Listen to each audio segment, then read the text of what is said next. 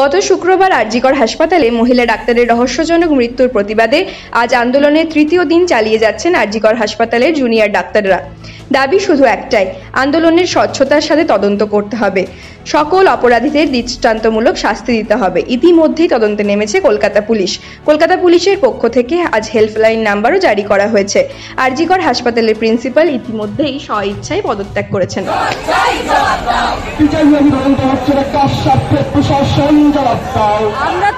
আমরা আমাদেরকে আশ্বস্ত করা হোক এটা চাইছিলাম। একজন মহিলা মারা গেছেন কর্তব্যরত অবস্থাতে এবং সেখানে বিচার হচ্ছে না। প্রথমত মিসগাইড করার চেষ্টা করা হয়েছে, মৃতার পরিবারকে মিসগাইড করা হয়েছে। আমরা কলেজে থাকা অবস্থায় জানতে পারিনি যে আত্মহত্যা বলে ঘটনা হয়েছে এবং আজকে 3-4 দিন হয়ে গেল, এখনও কোনো শুভেচ্ছার পাওয়া যায়নি। একটা এত বড় হাসপাতাল, চারিদিকে সিসিটিভি আছে, যদি তদন্তের ইচ্ছে থাকতো এবং সঠিক সত্যটা বের করার ইচ্ছে থাকতো এতদিনে হয়তো আমরা সত্যিটা জানতে পারতাম। আমাদের উদ্দেশ্য এটাই যে আমাদের নিরাপত্তা সিকিওর করা হোক এবং মৃতার পরিবার যেন সঠিক বিচার পায় এবং আমরা কর্মক্ষেত্রে নিরাপদ বোধ করছি না সেটা আমাদের নিশ্চিত করা হোক এবং আমরা চাই একটা সঠিক বিচার। প্রিন্সিপাল পদত্যাগ করেছে, পাশাপাশি গতকাল সুপারকেও সরিয়ে দেওয়া হয়েছে।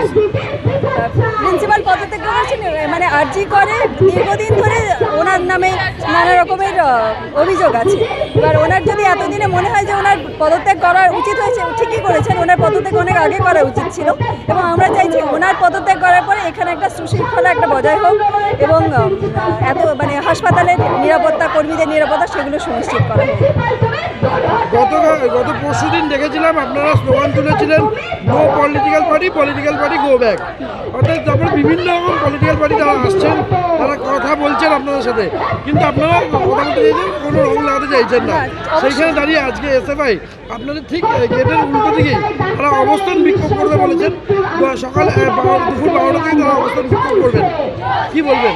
দেখুন, প্রতিবাদ করা তো আমাদের গণতান্ত্রিক অধিকার। ওনারা রাজনৈতিক দল হিসেবে যদি প্রতিবাদ করতে চান করুন এবং আমরা সেটাকে অবশ্যই অ্যাপ্রিসিয়েট করব, কিন্তু আমাদের আন্দোলনের কোনো রং নেই। আমরা নিরপেক্ষ ছাত্রছাত্রীরা আন্দোলন করছি, ওনারা আন্দোলন করতে পারেন এবং আমাদের আন্দোলন সমান্তরালভাবে চলতে থাকবে।